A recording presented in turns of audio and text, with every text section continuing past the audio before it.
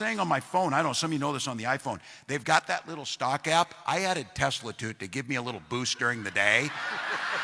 Yo, who keeps giving this dude a microphone? All right, Tamp and Tim, I'm going to tell you why this isn't the roast you think it is. First of all, Tim Walz is 60 years old, and one of his claims to fame is that he doesn't own a single stock. Not only that, he owns no bonds or real estate either. And because we live in an upside-down world, somehow people have classified this as being good. Like, yo, here's a newsflash, guys. If you're 60 years old, you should own some stocks.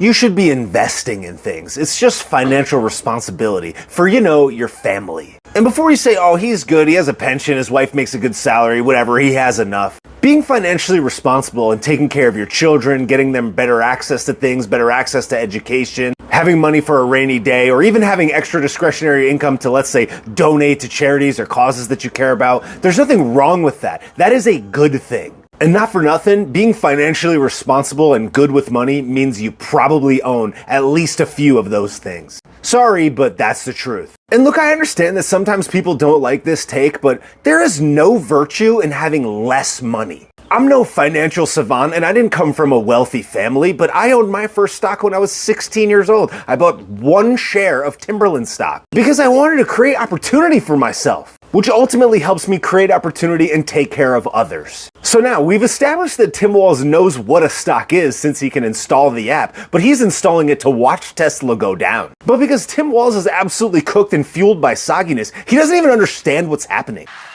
225 and dropping.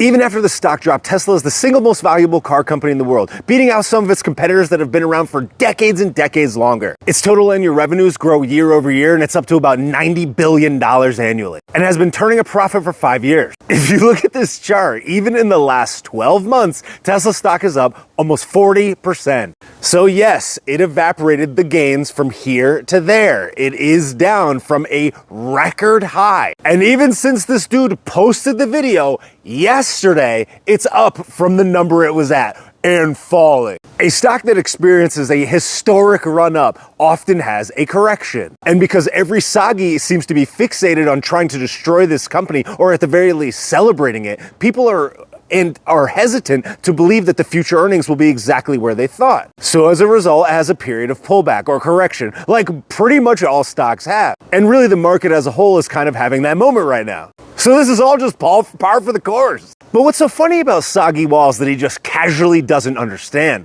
is that some of the largest shareholders of Tesla, other than Elon Musk, are institutions that hold those stocks for their clients, namely being the largest, Vanguard Group.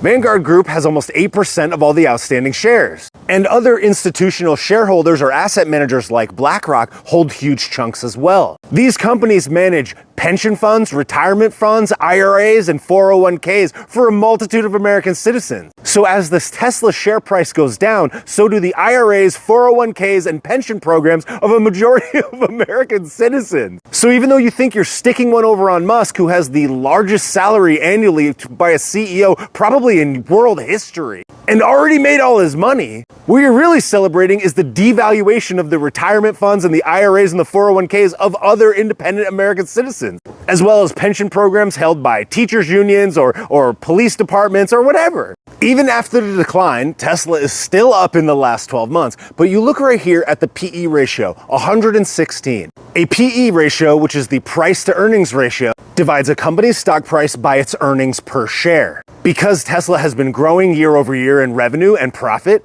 it trades at 110 PE, where the average PE for a large company is between 20 to 25. It is 4 times that, more than 4 times that. A high PE ratio typically means that the stock is overvalued and thus needs to have a correction in price. It is also used as a metric to determine the temperature of what investors believe the company will earn in the future. And if you have people having this active boycott and it's in the news every single day, it makes sense that the present day value estimate of future earnings would temporarily go down, even though it's still higher than it was a year ago by 40%. So an absolute soggy like Tim Walz putting a stock app on his phone, not to monitor his own investments to take care of himself and his family for the future, but to theoretically watch and celebrate the downfall of a great American company and a great American story that ultimately is the downfall of the value of investments for a multitude of Americans that aren't Elon Musk. It's just mad funny. They're like, yeah, good job, Tim. So again, I just want to reiterate, there is no virtue in having less money.